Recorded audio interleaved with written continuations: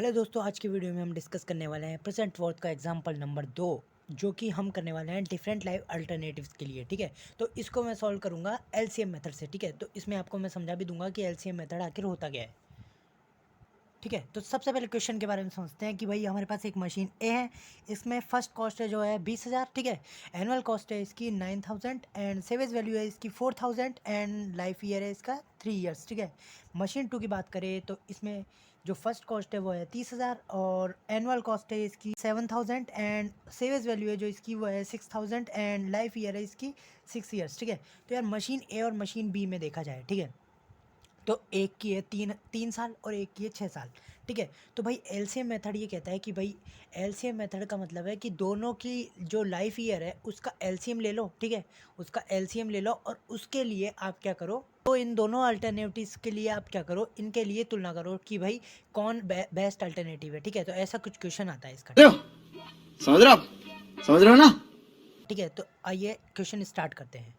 तो यार देखो, मैंने इसका कैश फ्लो डायग्राम बना लिया है। ठीक है, तो मशीन ए की बात करें तो 0 ईयर में हमको 2,000 पे करना पड़ेगा। ठीक है, उसके बाद 3 साल तक चलेगी भाई ये। ठीक है, इसकी जो लाइफ ईयर है वो 3 साल तक ही है, तो ये 3 साल तक ही चलने वाली है। ठीक है, तो 3 साल के, ठीक है, 3 साल तक चलने वाली है। ये हो गया हमारा मशीन ए के लिए डायग्राम। ठीक है, अब बात करेंगे हम एलसीएम मेथड को इसमें यूज़ करेंगे। ठीक है, तो अभी देखते हैं मशीन बी के लिए। ठीक है, तो भाई इसमें 30,000 पे कर दिया, उसके बाद 6 साल तक हमारी जो एनुअल वर्थ है 7,000 वो हो गया और ये सेवेज वैल्यू हो गया 6,000। ठीक है, अच्छा, इतना होने के बाद अब एक चीज़ और आती है भाई, मशीन ए तो 3 साल में ख़त्म हो गई और मशीन बी 6 साल तक चल रही है। तो अब क्या करना पड़ेगा भाई, मशीन ए 3 साल में ख़राब हो गई है तो इसको रीपरचेज़ करना पड़ेगा हमको। ठीक है, तो इसको रीपरचेज़ करते हैं। ठीक है, तो हमने तीसरे साल में फिर से मशीन खरीदी 2,000 की, 20,000 लगा के। ठीक है, और फिर वही चौथे साल में क्या करना पड़ेगा, हमें पे करना पड़ेगा 5वें साल में 6 ईयर्स में। ठीक है,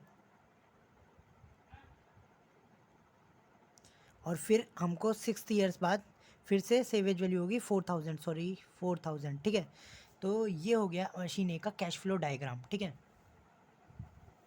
यार इसकी कैलकुलेशन की बात करें, अब हम कैलकुलेट करते हैं total present worth for machine है। ठीक है, तो यार मशीन ए के लिए, ठीक है, तो सबसे पहले हमने 20,000 लगाए। ठीक है, उसके बाद 9,000। अब देखो इसके कैश फ्लो डायग्राम में देखो कि भाई हमने 3 साल का खरीदी, उसके बाद 6 साल हो गए। ठीक है, तो हम हमारी जो एनुअल वर्थ हो गई वो कितने सालों के लिए हो गई, 6 सालों के लिए। ठीक है, तो इसलिए मैंने पी, अब देखो इसका रिप्रेजेंटेशन देखना। ठीक है, हमको प्रेजेंट वर्थ, हमको एनुअल वर्थ को प्रेजेंट वर्थ में बदलना है। ठीक है, तो इस तरह से कुछ लिखना पड़ेगा। ठीक है, ठीक है, क्योंकि इसका फॉर्मूला भी कुछ ऐसा ही होता है, ए 1+i⁻⁻1 ठीक है,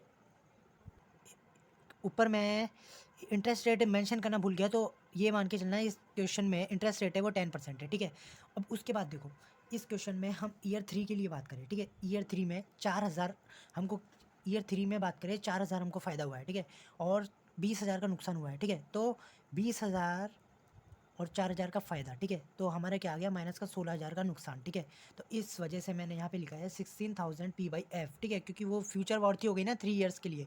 ठीक है, अब अब इसकी बात करें तो यहाँ पे प्लस साइन आएगा। ठीक है, ठीक है, तो यहाँ पर हमको 6 साल बाद क्या हो रहा है, फ़ायदा। ठीक है, 6 साल बाद फ़ायदा हो रहा है, तो हमने क्या हो गया 4,000 P/F 10% 6। ठीक है,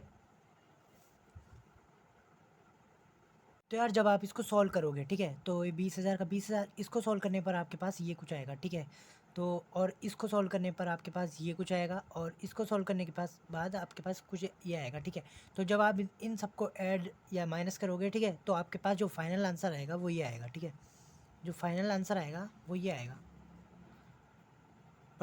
टोटल प्रेजेंट वर्थ ऑफ ए। ठीक है, तो अब ठीक है, तो ये प्रेजेंट वर्थ ए की आ चुकी है। ठीक है, अब हमको निकालने किसकी है, बी की प्रेजेंट वर्थ। ठीक है, समझ रहे हो आप? समझ रहे हो? यार अब बी के लिए कैलकुलेशन करते हैं। ठीक है, तो बी का कैश फ्लो डायग्राम मैंने यहाँ छोटा सा बनाया है। ठीक है, तो 30,000 0 ईयर्स के लिए। ठीक है, उसके बाद 0 से 6 तक इसकी क्या है, एनुअल वर्थ। ठीक है, तो 6 ईयर्स के लिए जो मैंने एनुअल वर्थ का फॉर्मूला लगाया कि प्रेजेंट वर्थ में बदलते टाइम। ठीक है, और 6th ईयर में फ्यूचर वर्थ 6,000 है। ठीक है, तो ये फ्यूचर वर्थ का फॉर्मूला। ठीक है, तो यार इन सब की कैलकुलेशन करने के बाद इसको जब आप कैलकुलेट करेंगे तो इसकी वैल्यू आएगी 30,000 486, ठीक है, और इसकी जो वैल्यू आएगी वो आएगी 3386, ठीक है। तो इसको अगर मैं अप्रोक्सीमेशन में 7 लेकर, ठीक है, इसको भी मैं 7 लेकर करूँ कैलकुलेशन, तो इसका जो फाइनल आंसर आता है यानी प्रेजेंट वर्थ ऑफ बी, वो ये आती है, ठीक है, 57,100, ठीक है। तो अब यार हमको क्या करना है, बेस्ट अल्टरनेटिव चूज़ करना है मशीन ए और मशीन बी में से, ठीक है। तो ये बात ध्यान रखना, जिसकी present worth more numerical largest हो, ठीक है, यानी मोर पॉजिटिव, ठीक है, मोर पॉजिटिव होनी चाहिए, ठीक है। तो यार ए की प्रेजेंट वर्थ की बात करें तो वो ये थी, ठीक है, ए की प्रेजेंट वर्थ ये थी, ठीक है, और बी की प्रेजेंट वर्थ ये थी, ठीक है। तो अब दोनों में से हम देखें तो मोर न्यूमेरिकल लार्जेस्ट वैल्यू किसकी है, बी की, ठीक है। माइनस का 57 है, जो माइनस का 57,000 है, ठीक है, माइनस का 57,000 है, वो माइनस के 68,000 से तो ज़्यादा ही है, ठीक है। ये न्यूमेरिकल लार्जेस्ट है इससे, ठीक है। तो इसलिए जो बेस्ट अल्टरनेटिव होगा हमारे पास वो कौन सा होगा, मशीन बी, ठीक है।